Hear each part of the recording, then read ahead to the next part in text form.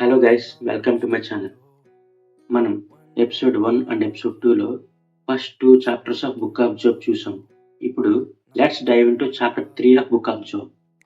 యోబు సర్వస్వం కోల్పోయిన తర్వాత యోబు యొక్క భార్య దేవుణ్ణి దూషించి చచ్చిపోమని చెప్పి సలహా ఇచ్చిన తర్వాత కూడా యోబు దేవుని నిందించలేదు. తన స్నేహితులు వచ్చిన తర్వాత 7 రోజుల పాటు యోబు సైలెంట్ గానే ఉన్నాడు. ఈ చాప్టర్ 3లో యోబు నోరు విప్పడం మనం చూస్తాం. ఆయన ఏం మాట్లాడారు అనేది ఇప్పుడు మనం డిస్కస్ చేద్దాం. యోబుకు చాలా గొప్ప కష్టమే వచ్చింది. 7 రోజుల పాటు సైలెంట్ గా ఉన్నాడు. మనమైనా సరే మనకి తీవ్రమైన కష్టం వచ్చినప్పుడు ఎలా ఉంటాం? ఏం మాట్లాడాలో తెలియదు. ఆలోచనలు బుర్ర నిండా తిరుగుతూ ఉంటాయి. కానీ వాటిని ఎక్స్ప్రెస్ చేయడానికి మాట మాత్రం రాదు. తిండి సహించదు. అలాగే ఉండిపోతాం. ఎవరితో మాట్లాడాలనిపించదు. ఎవరైనా మనతో మాట్లాడినా సరే రెస్పాండ్ అవ్వాలనిపించదు. మన మానసిక పరిస్థితి అలా ఉంటుందన్నమాట. యోబు కూడా అదే పరిస్థితుల్లో 7 రోజుల పాటు సైలెంట్ గా ఉన్నాడు. 8వ రోజు ఏం చేశాడు? ఒక పోయెటిక్ గా తన విలాపాన్ని వ్యక్తం చేశాడు. తన పుట్టిన దినమును శపించాడు. తల్లి గర్భం నుండి నేను బయటికి రాకుండా ఉండాల్సింది. తను ఏం మాట్లాడుతున్నాడో, ఎలా వ్యక్తం చేస్తున్నాడో తెలియకుండా నేనెందుకు పుట్టాను భగవంతుడు అన్నట్టుగా మాట్లాడాడు తప్ప, నన్నెందుకు పుట్టించావు దేవుడా, నాకెందుకు ఇన్ని శ్రమలు ఇచ్చావు దేవుడా, నేను చేసిన తప్పేంటి అని ఈ అధ్యాయంలో ఎక్కడ కూడా యోబు ప్రశ్నించలేదు. దేవునితో పెనుగులాడలేదు. యోబు యొక్క అర్ధాంగియే యోబుని అర్థం చేసుకోలేకపోయింది.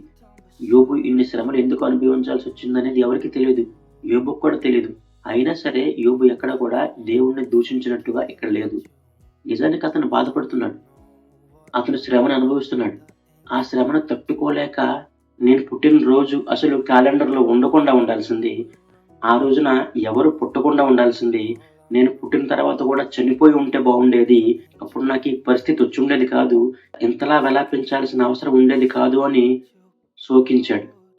మరొక విషయం ఏంటంటే, నేను అప్పుడు చనిపోలేదు కాబట్టి ఇప్పుడు చనిపోతానని చెప్పి ఈ చాప్టర్లో యోబు ఎక్కడ ఆలోచించలేదు. నేను వేటి గురించి భయపడుతూ వచ్చానో అది ఈరోజు జరుగుతుంది అని బాధపడ్డాడు. ఇక నాకు నెమ్మది లేదు, విశ్రాంతి లేదు, నాకున్నవన్నీ శ్రమలే అని శోకించాడు. శ్రమలు అనేవి మానవునికి చాలా సాధారణమైన విషయాలు. ప్రతి విషయంలోనూ శ్రమలు వస్తుంటాయి. తను తీసుకునే దాన్ని బట్టి ప్రతి విషయంలో బాధపడుతూ ఉంటారు. అసలు శ్రమలు, శోధనలు, బాధలు అంటూ లేని వాళ్ళు మానవులు అవరు. యోబు యొక్క ఈ విలాపాన్ని గురించి మనం తెలుసుకోవాల్సింది, అర్థం చేసుకోవాల్సింది ఏంటంటే, ప్రతి మనిషికి కష్టాలు వస్తాయి. తాను ఎంత నీతిమంతుడైనా సరే, తను ఎటువంటి తప్పు చేయకపోయినా సరే, తను ఎలాంటి పరిస్థితుల్లో, ఎలాంటి వాతావరణంలో పెరిగినా సరే, తను ఇతరులకు ఎంత సహాయం చేసినా, దేవునికి ఎంత భక్తిపరంగా ఉన్నా సరే, తనకు శ్రమలు వచ్చే అవకాశం ఉంటుంది. సాక్షాత్తు దేవుని చేతే ఇతడు నా ప్రియమైన భక్తుడు, అతన్ని చూసావా అని అపవాది దగ్గర గర్వంగా చెప్పుకోబడిన యోబుకే అన్ని శ్రమలు వచ్చినప్పుడు మనమెంత, మన జీవితాలెంత, మన జీవన శైలి ఎంత? మనకి కాస్త శ్రమ వచ్చినప్పటికీ, కాస్త ఇబ్బంది వచ్చినప్పటికీ మన గురించి ఇతరులు ఏవేవో మాట్లాడుకుంటున్నారని, మనకు వాళ్ళు అన్యాయం చేయబోతున్నారని, మనల్ని వీళ్ళ మోసం చేశారని, ఇన్ని విషయాలు మన బుర్రలో రన్ అవుతూ ఉంటాయి. వాటన్నిటి గురించి మనం శ్రమిస్తాం, మనం ఆలోచిస్తాం, మనం శోకిస్తాం. కానీ మనం చేయాల్సిందలాగా మన పని మనం చేసుకుంటూ ముందుకు వెళ్ళటమే. అంత శ్రమలైతే మనకెంతవరకు రాలేదు కదా! అంత శ్రమలు వచ్చిన యోబే దేవుణ్ణి ఇంకా దూషించలేదు. తను పుట్టిన దినాన్ని శపించాడు. తను పుట్టకుండా ఉంటే బాగుండేదనుకున్నాడు. కనీసం తను పుట్టిన వెంటనే చనిపోయి ఉండుంటే ఈ పరిస్థితి వచ్చేది కాదు అని సర్దుకుపోయాడు. అంత శ్రమల్లో కూడా చిల్ల పెంకుతో తన ఒంటి మీద ఉన్న కురుపుల్ని గోక్కుంటూ ఉన్న పరిస్థితుల్లో కూడా తన భార్య ఇచ్చిన సలహా మేరకు దేవుణ్ణి దూషించి ఆత్మహత్య చేసుకుందామని ప్రయత్నం చేయలేదు.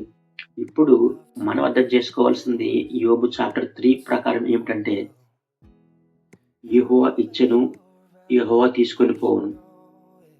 మనకి ఆస్తుల్ని, కుటుంబాన్ని, ఆనందాన్ని, ఆరోగ్యాన్ని దేవుడిచ్చాడు.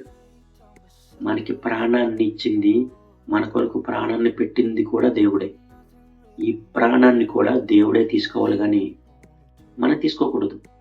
మరొక విషయం, భక్తుడైనా సరే, భక్తుడు కాకపోయినా సరే, మనకి శ్రమలు వచ్చినప్పుడు వాటిని ఎక్స్‌ప్రెస్ చేసే అధికారం, అవకాశం మనకుంది. మన యొక్క విలాపాన్ని, మన శోకాన్ని బయటికి వ్యక్తీకరించాలి. యోబు పొయెటిక్‌గా, క్లమ్జీగా తనకున్న శ్రమల్ని వ్యక్తపరిచాడు.